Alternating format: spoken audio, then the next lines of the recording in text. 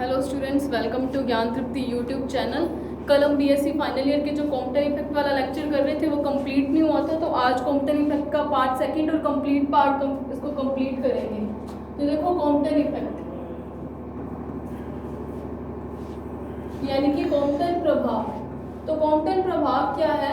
Compton ने क्या बताया था कि एक्सरे फोटोन जब किसी लूजली बाउंड इलेक्ट्रॉन के साथ इंटरेक्शन करेगी, जैसे हम डायग्रामेटिकली देखते हैं कि ये कोई एक्सरे फोटोन है, ठीक है। एक्सरे फोटोन क्यों ले रहे हैं इसका रीजन आपको एंड में पता चल जाएगा कि हम कोई और लाइट क्यों नहीं बोल रहे, visible region, UV region, infrared या कोई भी अलग लाइट क्यों नहीं बोल रहे, एक्सरे फोटोन ही क्यों बोल रहे हैं, ये आपको पता चलेगा भी। कॉम्पटन ने क्या माना, कोई एक्सरे फोटोन एक्स एक्सिस में मूव कर रहे हैं, ठीक है।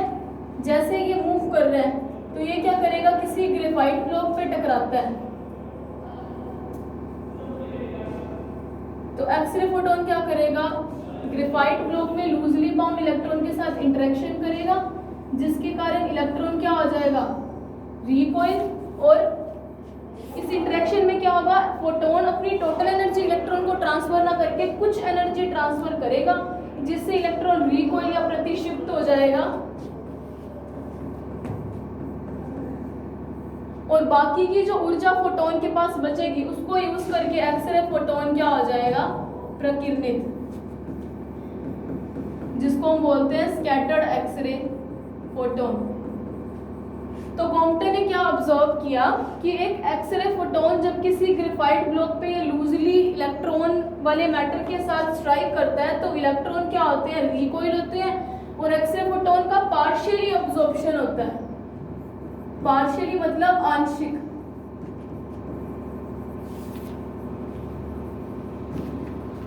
पार्शियली अब्जॉर्प्शन, आंशिक अवशोषण ही हुआ ना। कैसे? आंशिक ऊर्जा का मतलब टोटल एनर्जी जो फोटोन की थी उसका कुछ पार्ट तो इलेक्ट्रॉन ने यूज किया तभी वो रिकॉइल हुआ, और कुछ पार्ट जो उसके पास एनर्जी बची थी जिसको यूज करके एक्सरे फोटोन क्या हुआ, स्कैटर्ड हो गया या प्रकीर्णित हो गया। तो कॉम्पटन ने क्या ऑब्जर्व किया कि ये वाला जो इंसिडेंट फोटोन है, आपतित फोटोन, उसकी तरंगदैर्ध्य इस प्रकीर्णित फोटोन की कंपैरिजन में कुछ कम आएगी। उसने क्या बोला, हमें दो तरीके के प्रकीर्णित फोटोन मिल सकते हैं। एक तो ऐसा जिसकी वेवलेंथ आपतित और प्रकीर्णित फोटोन की इक्वल आ सकती है। कैसे इक्वल आएगी हम डेरिवेशन में पता चलेगा।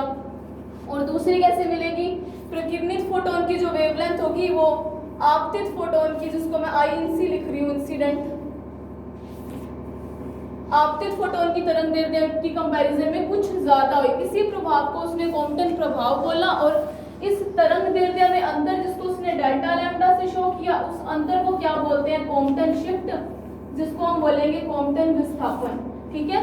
तो क्या हुआ, कॉम्पटन ने क्या ऑब्जर्व किया, आपतित फोटोन की आवृत्ति की कंपैरिजन में प्रकीर्णित फोटोन की आवृत्ति कुछ ज्यादा आती है। इस प्रभाव को कॉम्पटन प्रभाव बोला, और इस डेल्टा लैम्डा को यानी तरंगदैर्ध्यों में अंतर को क्या बोला, कॉम्पटन शिफ्ट बोला, ठीक है। तो डेरिवेशन करते हैं। अभी अपनों ने क्या माना था कि कल जैसे माना था अपनों ने कि एक इंसिडेंट फोटोन है, कल हमने क्या माना था कि इंसिडेंट फोटोन जिसकी ऊर्जा कितनी है, h न्यू, और उसका मोमेंटम कितना है, h बाय लैम्डा, जिसको मैं h न्यू अपॉन c लिख सकती हूँ, because we know that nu is equals to c by lambda. तो lambda is equals to c by nu होता है, और अगर यहाँ पे इसको मैं इस वैल्यू पुट करूंगी तो न्यू बाय c आ जाएगा। सिमिलरली यहाँ पे जो ग्रेफाइट ब्लॉक में लूजली बाउंड इलेक्ट्रॉन थे, उन इलेक्ट्रॉन के अपने रेस्ट में थे, तो उसकी एनर्जी कितनी है, m0c², आइंस्टीन एनर्जी मास रिलेशन, और उसका मोमेंटम कितना आएगा, 0। क्यों? क्योंकि ये रेस्ट में, और इलेक्ट्रॉन किस फोटोन किस डायरेक्शन में मूव कर रहा है, एक्स एक्सिस में, है ना। कल हमने ये सारे असम्पशन माने थे। उसी तरीके से स्कैटर्ड फोटोन की एनर्जी हमने कितनी ली थी, h न्यू डैश की, अगर प्रकीर्णित होने के बाद उसकी आवृत्ति न्यू से बदल के न्यू डैश हो जाएगी। वो आवृत्ति बदलेगी क्यों? क्योंकि ऊर्जा का कुछ पार्ट ये इलेक्ट्रॉन यूज करेंगे रिकॉइल या प्रतिक्षिप्त होने में, और उसका संवेग क्या हो जाएगा, h nu dash upon c, है ना। और सिमिलरली हमने रिकॉइल इलेक्ट्रॉन के लिए एनर्जी कितनी हो जाएगी, पहले रेस्ट में थी तो रेस्ट मास यूज किया था, तो अब एनर्जी कितनी हो जाएगी, mc², आइंस्टीन मास रिलेशन, और अपने को पता है लीनियर मोशन में संवेग कैसा होता है, मोमेंटम m इंटू वी। ये v क्या होता है, वेग। तो इलेक्ट्रॉन का वेग अगर v है, अब मोमेंटम कैसी थी हमारे पास, एक कंपोनेंट था, सदिश राशि थी, तो सदिश राशि को कंपोनेंट्स में डिवाइड कर देंगे। तो कंपोनेंट कैसे बनते हैं, एट एक्स एक्सिस और वाई एक्सिस, है ना। तो यहाँ पे मान लिया कि जो कल अपन ने यही माना था कि स्कैटर्ड एंगल प्रकीर्णन कोण फाई है और परिक्षिप्त कोण या रिकॉइलिंग एंगल कितना है, थीटा। यहाँ पे फाई क्या है, स्कैटरिंग एंगल। कल वाली ये भी चीज चल रही है, और थीटा क्या है, रिकॉइलिंग एंगल। ये दोनों क्या है, कोण है, प्रकीर्णन कोण और परिक्षेपण कोण, प्रतिक्षिप्त कोण, ठीक है। और हमने इसको जब कंपोनेंट्स में डिवाइड करते तो अपने को पता है जहाँ पे थीटा होता है वहां पे कंपोनेंट्स कितने होंगे।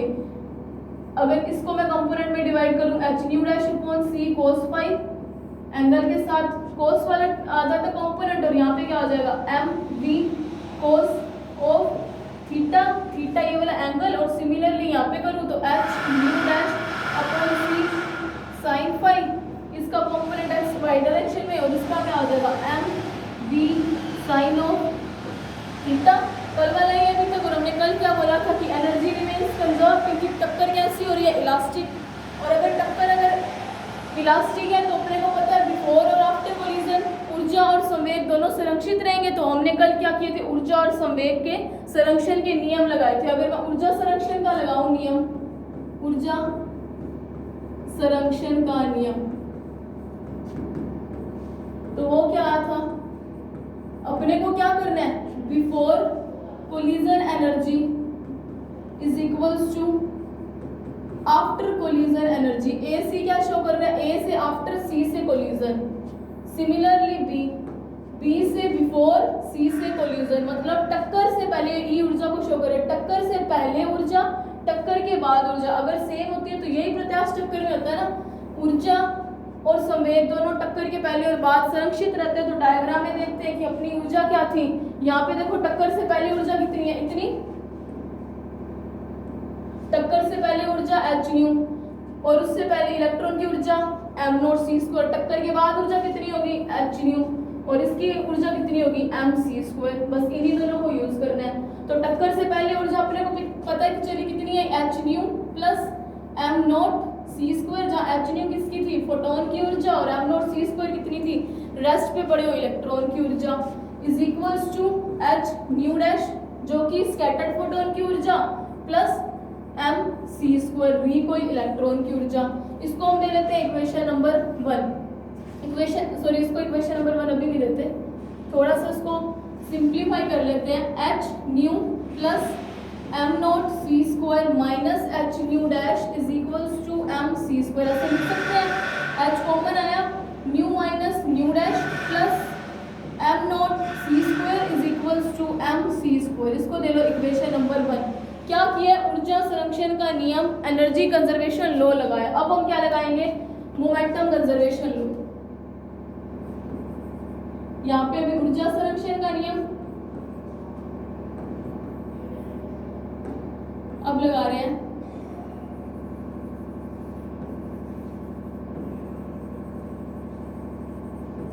मोमेंटम कंजर्वेशन लॉ, ठीक है। अपन ने क्या किया था, संवेग को डायग्राम में देखो दो घटकों में विभाजित किया था, एक तो वाई एक्सिस पे और दूसरे एक्स एक्सिस पे। और अगर वाई और एक्स एक्सिस पे तो हम संवेग का जो संरक्षण का नियम भी लगाएंगे वो भी दोनों एक्सिस पे लगाएंगे। तो अपने क्या लिख लेते हैं, momentum conservation at x axis. X अक्ष पर संवेग संरक्षण, अपने को पता है एक्स एक्सिस पे क्या चल रहा था, फोटोन चल रहा है, और फोटोन का संवेग हमने क्या देखा, ये है एच न्यू बाय सी, है ना। और इलेक्ट्रॉन का संवेग कितना है, 0। रिकॉइल इलेक्ट्रॉन पहले तो रेस्ट में था ग्रेफाइट ब्लॉक में, और इसका संवेग एट एक्स एक्सिस कितने हो गए इन दोनों के, स्कैटर्ड फोटोन का, जिसको मैं स्कैटर्ड फोटोन का संवेग लिख रही हूँ, और ये किसका है, रिकॉइल इलेक्ट्रॉन का एट एक्स एक्सिस। तो इन दोनों को क्या करते हैं, यहाँ पे वैल्यू पुट करते हैं। तो इसकी वैल्यू क्या आती है, एच न्यू बाय सी जो कि इंसिडेंट फोटोन के प्लस 0, इलेक्ट्रॉन का रेस्ट पे momentum 0 plus h nu dash upon c, X axis में तो कोस फाई कंपोनेंट जो कि डायग्राम में भी देखे हैं प्लस दोनों सेम डायरेक्शन में है तो m v cos of theta, है ना। अब इसको थोड़ा सिंप्लीफाई कर लेते हैं, न्यू वाली टर्म को इधर ले जाते हैं, तो h nu upon c minus h nu dash upon c cos phi, यही किया, इसको उधर लेंगे, is equals to m v cos of theta. ऐसे लिख सकते हैं यहाँ पे h nu minus h nu dash cos of phi is equals to m v c को इधर लेंगे, cos of theta, equation number 2। Similarly at Y axis momentum conservation लगाएंगे, तो वाई एक्सिस में फोटोन था क्या, फोटोन तो सिर्फ एक्स एक्सिस में ट्रेवल कर रहा है, तो वाई एक्सिस में फोटोन और इलेक्ट्रॉन का मोमेंटम कितना होगा, 0। लेकिन हमारे पास स्कैटर्ड और इंसिडेंट फोटोन के कंपोनेंट्स पड़े हैं, लेकिन ये दोनों क्या अपोजिट डायरेक्शन में, तो इन दोनों के बीच में कौन सा साइन आएगा, माइनस। अपोजिट डायरेक्शन को शो करने के लिए हम नेगेटिव साइन लेते हैं। तो एट वाई एक्सिस क्या यूज कर रहे हैं हम, मोमेंटम कंजर्वेशन, संवेग संरक्षण। वाई एक्सिस पे क्या है, देखो 0 प्लस 0, फोटोन एक्स डायरेक्शन में मूव कर रहा था और इलेक्ट्रॉन का 0 रेस्ट पे पड़ा, इज इक्वल्स टू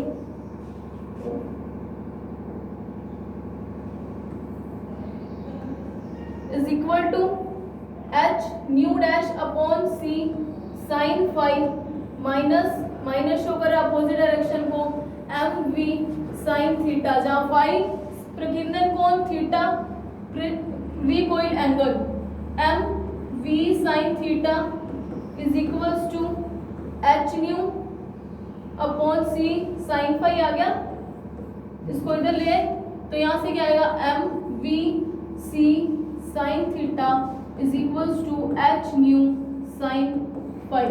तो ये आई इक्वेशन नंबर 3।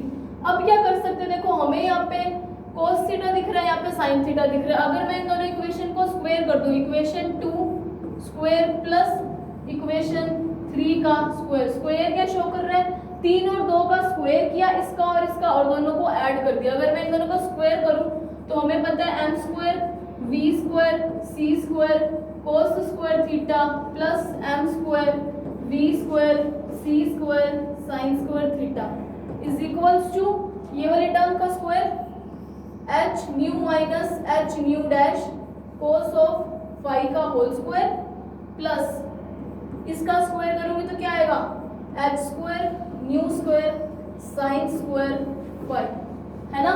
अब इसको थोड़ा सा और सॉल्व करते हैं। हमें पता है ये वाली दोनों टर्म में कॉमन आ जाएगा और sin square theta plus cos square theta 1 m square v square c square is equal to, इसको सॉल्व करें तो क्या आएगा,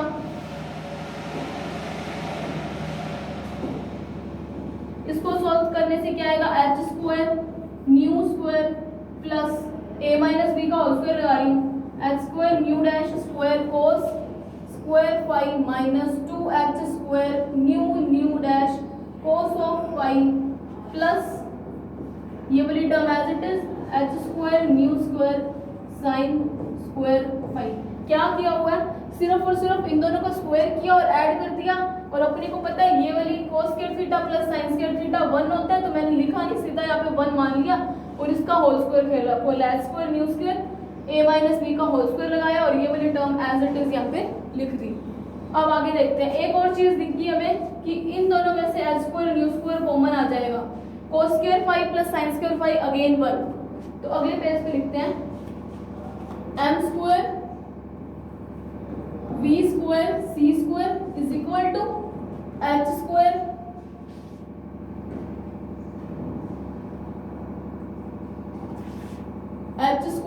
न्यू स्क्वायर प्लस ये वाली टर्म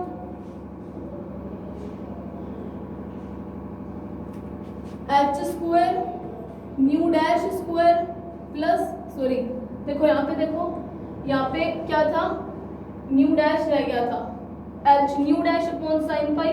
सिमिलरली यहाँ पे एक न्यू डैश आ जाएगा और यहाँ पे भी न्यू डैश, तभी ये दोनों 1 होंगे माइनस, तो यहाँ पे वही लिखा हुआ है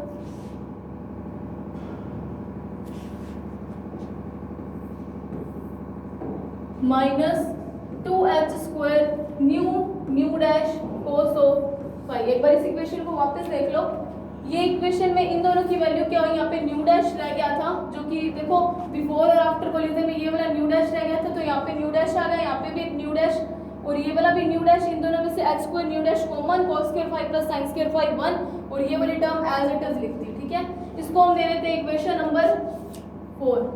नाउ अब देखो हमें क्या निकालना है, हमने कल ही देखा था हमें डेल्टा लैम्डा चाहिए, कॉम्पटन शिफ्ट चाहिए, तो उसको सोल्व करने के लिए इसको आगे सोल्व करते हैं। अपने पास इक्वेशन नंबर 1 क्या आई थी, देखो इक्वेशन नंबर 1 थी ये, जिसको मैं और सिंप्लीफाई करूं तो मैं ऐसे लिख सकती हूँ इसको, ये सिंप्लीफाइड ही लिखी हुई है, ये इक्वेशन नंबर 1। अब मैं इक्वेशन नंबर 1 का स्क्वायर करती हूँ। ठीक है, तो अगर इक्वेशन नंबर 1 का स्क्वायर करें तो यहाँ पे आएगा m स्क्वायर c की power 4 is equal to h nu minus nu dash plus m not c square का होल स्क्वायर।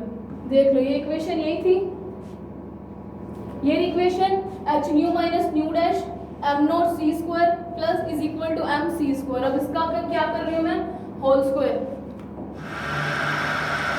तो देखो यहाँ पे तो m स्क्वायर c की पावर 4 इज इक्वल टू, इसको खोलो, इसको एज a माइनस p का होल स्क्वायर यूज करो, new square plus nu dash square minus 2 nu dash plus, अब ये एज a काम कर रहा है, ये एज b काम कर रहा है, m नॉट स्क्वायर c की power 4 plus 2h nu minus nu dash m not c square. ये इक्वेशन बनी है ना।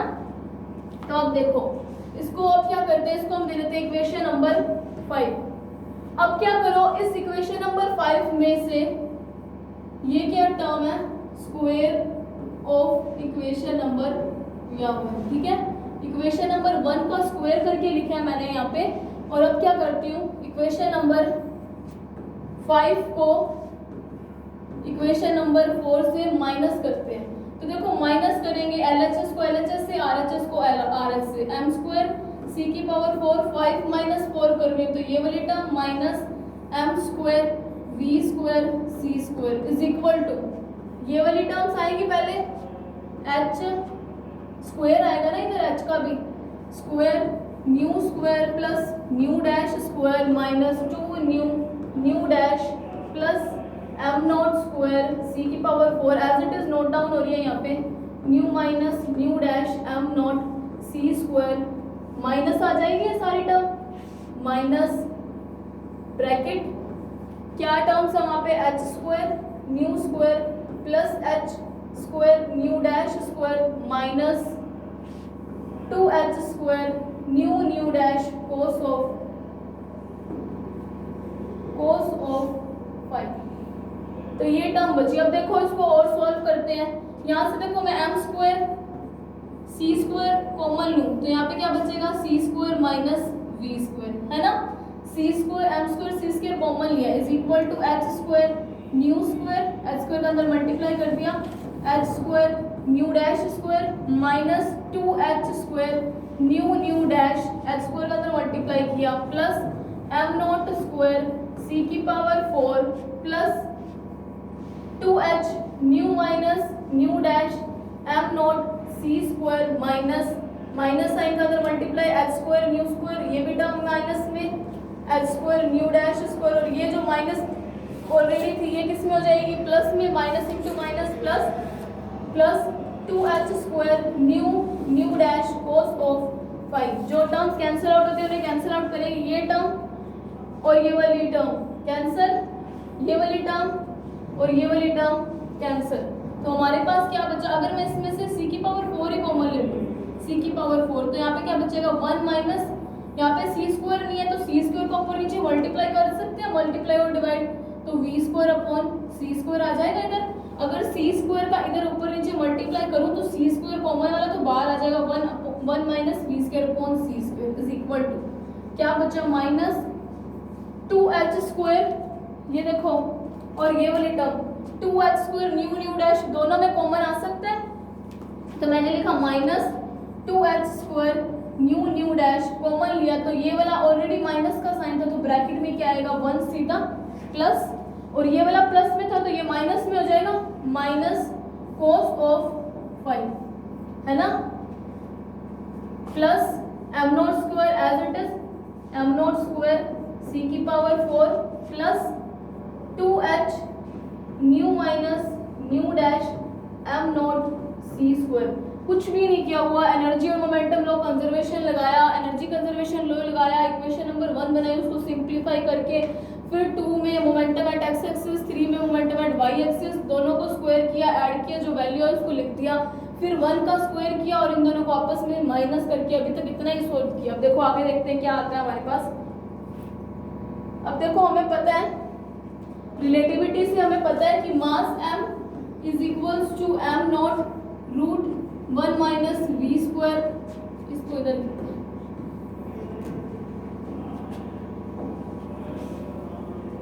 अपने को पता है रिलेटिविटी से, तो हमें पता है रिलेटिविटी से, theory of relativity, m is equal to m naught root 1 minus v square upon c square होता है, मास और रेस्ट मास के अंदर relation.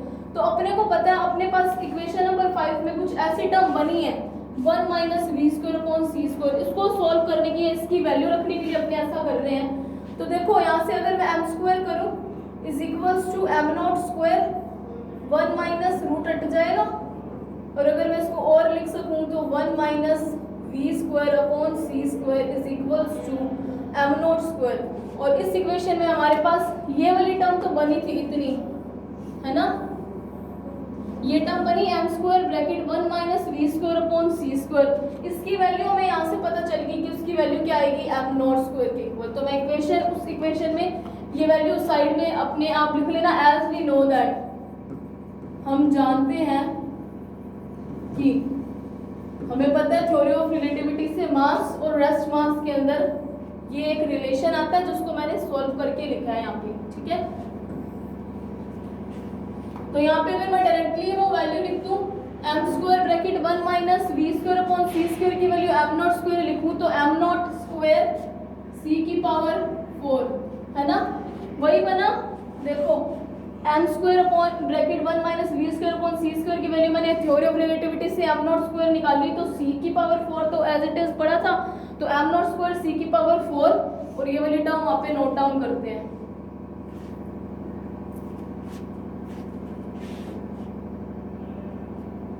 Is equal to minus 2h square nu dash bracket 1 minus cos of 5 plus m not square c की power 4 minus 2h, आगे देखते हैं क्या टर्म थी प्लस में, plus 2h nu minus nu dash m not c square. देखो as it is note down की हुई है वो वाली इक्वेशन यहाँ पे। तो देखो अब इसको देखो,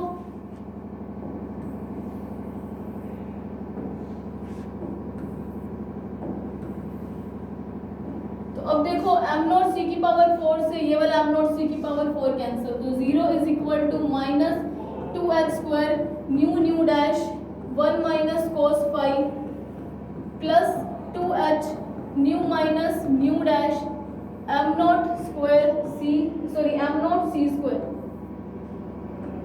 m नॉट c स्क्वायर। अगर इसको सॉल्व करूं तो यहाँ से आ जाएगा 2h square nu dash 1 minus cos 5, minus का साइन था तो इधर आके plus is equal to 2h nu minus nu dash m not c square. यही वैल्यू आई, एक h से एक h, 2 से 2 गया, तो यहाँ पे क्या बचा, new dash 1 minus cos 5 into h, एक h रह गया ना, यहाँ पे h स्क्वायर था, new minus nu dash m not c square. अब देखो इसको थोड़ा सा और सिंप्लीफाई करते हैं, तो यहाँ पे मैं लिख सकती हूँ h bracket 1 minus cos 5, new वाली टर्म्स एक साइड ले गए और कांस्टेंट जो थे हमारे पास वो एक साइड ले गए। वैसे फाई एक कांस्टेंट नहीं है क्योंकि ट्रायंगल अलग अलग हो सकता है, लेकिन न्यू टर्म्स को एक साथ ले लिया upon m not c square is equal to nu minus nu dash upon nu dash. इसको आप दे लो इक्वेशन नंबर 6, ठीक है। अब अपने को पता है, ये नोट डाउन आपने कर लिया होगा। अब अपने को पता है जब कल हमने कॉम्पटन इफेक्ट किया था वहां पे मैंने आपको कॉम्पटन शिफ्ट बताया था, क्या था, आपतित और प्रकीर्णित तरंगदैर्ध्य के बीच में अंतर ही कॉम्पटन शिफ्ट था। जो कॉम्पटन ने क्या बताया था, delta lambda is equal to lambda dash minus lambda, lambda dash क्या था हमारा प्रकीर्णित फोटोन की तरंग दैर्ध्य और लैम्डा क्या आपतित तरंग दैर्ध्य फोटोन की। तो delta lambda is equals to, अपने को पता है mu is equals to c by lambda होता है, तो लैम्डा कितना हो सकता है, सी बाय म्यू हो सकता है। अगर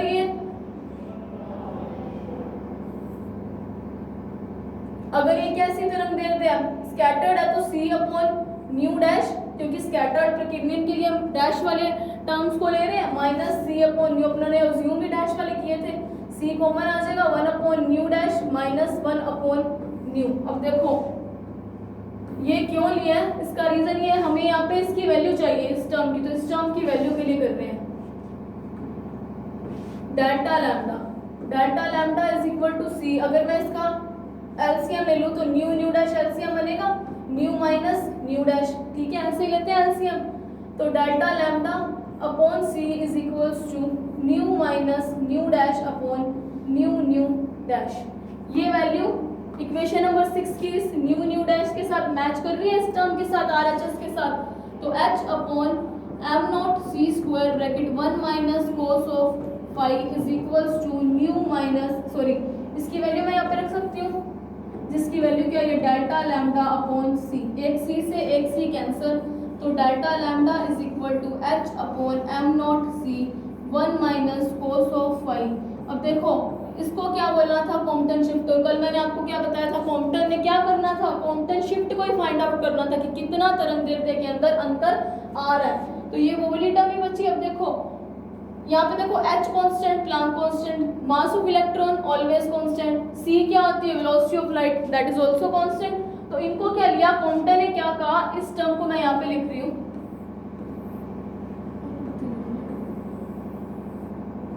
तो देखो कॉम्पटन ने क्या किया, मान लिया कि h upon m not c, जिसकी वैल्यू क्या ले ली लैम्डा c, जिसको नाम दिया है कॉम्पटन्स वेवलेंथ, और इसकी यूनिट भी एक वेवलेंथ के इक्वल आती है मीटर, इसीलिए इसको ये मिली है जो कि सब कांस्टेंट है। और इस कांस्टेंट को कॉम्पटन ने क्या बोला, इसको लैम्डा c से डिनोट कर देते हैं, और वो लैम्डा c डिनोट कर रहा है कॉम्पटन को और लैम्डा वेवलेंथ को, तो इसको क्या बोला कॉम्पटन्स वेवलेंथ। तो यहाँ से डेल्टा लैम्डा यानी कॉम्पटन शिफ्ट की वैल्यू क्या है, lambda c 1 minus cos of five, ठीक है। तो यही कॉम्पटन शिफ्ट का फॉर्मूला, और कॉम्पटन ने इसी चीज को डेरिवेट करना था कि डेल्टा लैम्डा की वैल्यू क्या होगी। अब देखो अपने अलग अलग केसेस पढ़ सकते हैं, अपने को पता है delta lambda is equals to lambda c bracket 1 minus cos of five, जहाँ पे लैम्डा सी कितना आया है h upon m not c, है ना। अब लैम्डा सी की वैल्यू एक कांस्टेंट वैल्यू आएगी, क्योंकि सब चीजें कांस्टेंट, ऐसा नहीं कोई और जाके प्लैंक कांस्टेंट चेंज हो जाता है, नहीं होता। तो 6.67 into 10 raise to minus 34 joule second upon mass of electron 9.1 into 10 raise to minus 31 kg into 3 into 10 raise to 8 metre per second, जो हमारी क्या होती है वेलोसिटी ऑफ लाइट, ये मास ऑफ इलेक्ट्रॉन। इन सबको सॉल्व करते हैं तो लैम्डा सी की एक पर्टिकुलर वैल्यू आती है जिसकी आती है 0.0242 एंगस्ट्रॉम।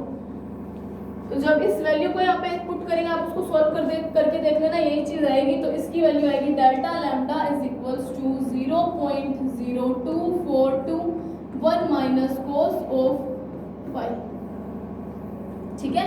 ये आता है कॉम्पटन शिफ्ट का फॉर्मूला।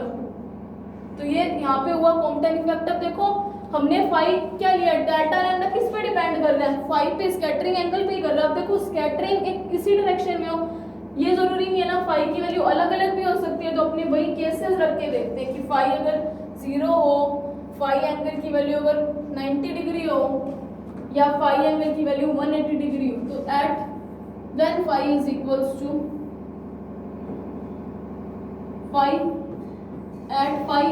टू 0 डिग्री, तो डेल्टा लैम्डा की वैल्यू आएगी cos 0 की वैल्यू 1, cos 0 की वैल्यू 1, तो इसकी वैल्यू कितनी आ जाएगी 0, क्योंकि 1 minus 1 is 0, 0 into something is always 0।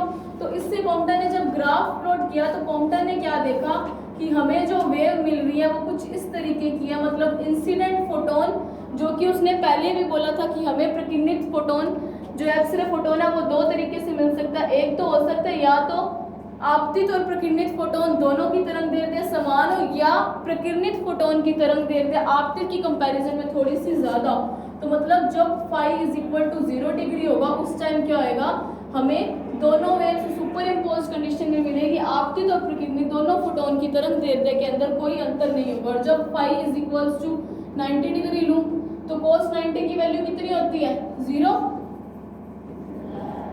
cos 90 degree 0, तो डेल्टा लैम्डा की वैल्यू कितनी होगी, 1 माइनस 0, तो 1 ही आएगी, 0.0242 एंगस्ट्रॉम में चल रही है, ठीक है। यहाँ पे एंगस्ट्रॉम लगाना जरूरी है क्योंकि डेल्टा सी की वैल्यू एंगस्ट्रॉम में 10⁻⁻10 मीटर में।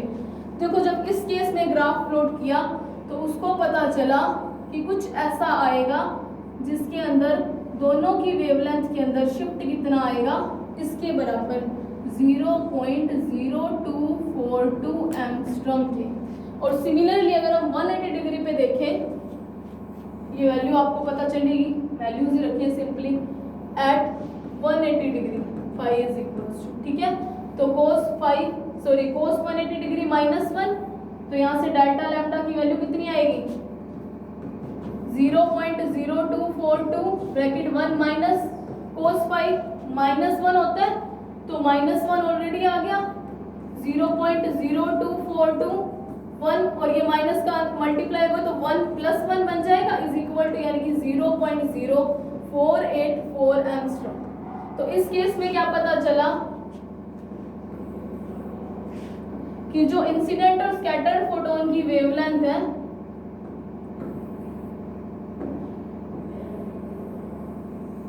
उनके अंदर दोनों के मैक्सिमा के अंदर डिफरेंस इस टाइम सबसे ज्यादा मिला, क्योंकि 180 डिग्री पर इसकी वैल्यू मैक्सिमम होती है 0 और 180 डिग्री के बीच में, तो इसकी वैल्यू कितनी है 0.484 एंगस्ट्रॉम। तो ये डेल्टा लैम्डा को शो कर रहा है दोनों के मैक्सिमा के बीच का डिफरेंस। तो ये हुआ कॉम्पटन शिफ्ट। अब इसके करते हैं एप्लीकेशंस। सबसे पहला हमें क्या चाहिए, सबसे इसका पहला एप्लीकेशन या इसका पॉइंट देख लेते हैं, direction of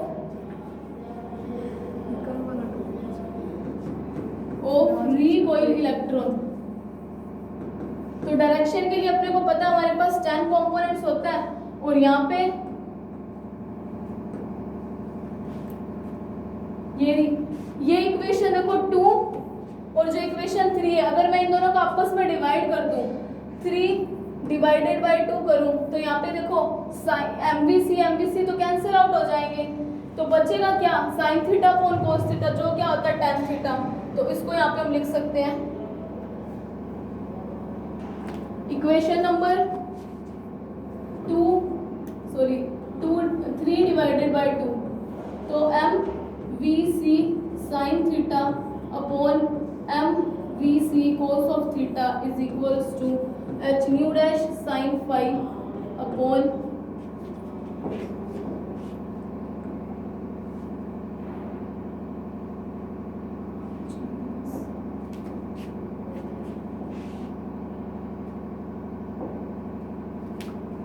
h nu minus h nu dash cos of phi। यहाँ से h दोनों में टर्म में कॉमन आ रहा है तो कैंसिल हो जाएगा, तो new dash sin phi upon nu minus nu dash cos of phi। ऊपर एक न्यू डैश, ये MVC कैंसिल, तो यहाँ से आ जाएगा tan थीटा। तो अपने को पता अगर मैं न्यू डैश कॉमन ले लूँ तो new dash sin phi upon nu nu dash, तो न्यू अपॉन न्यू डैश यानी कि न्यू डैश का इस टर्म में ऊपर नीचे मल्टीप्लाई किया माइनस न्यू डैश कॉमन आया था cos ऑफ phi, तो न्यू डैश कैंसिल। यहाँ पे इसकी वैल्यू क्या है sin phi upon nu dash minus cos of phi। अब इस टर्म की वैल्यू चाहिए, तो इस टर्म की वैल्यू निकालने के लिए ये इक्वेशन नंबर 6, यहाँ से इसको सॉल्व करते हैं।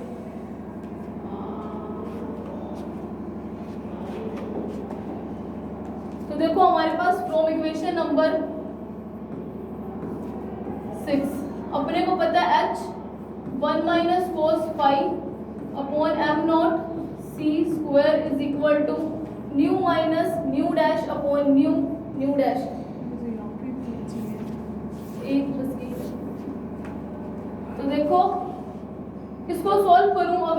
यहाँ से अगर अपने को क्या करना है, न्यू अपॉन न्यू डैश चाहिए, तो मतलब इस वाले न्यू को इधर भेज देते हैं, h nu upon m naught C square 1 minus cos of five. तो इसकी वैल्यू क्या बचेगी, nu minus nu dash upon nu dash. तो देखो यहाँ से अगर मैं न्यू डैश को डिवाइड लगा दूँ अलग अलग, -1 बचेगा और अपने को यही टर्म चाहिए यहाँ पे।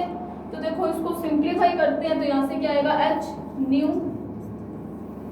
Upon m naught C square 1 minus cos of five, और ये माइनस यहाँ पे आएगा तो यहाँ पे हो जाएगा +1 is equals to nu upon nu dash. यही वैल्यू हम यहाँ पे पुट करेंगे।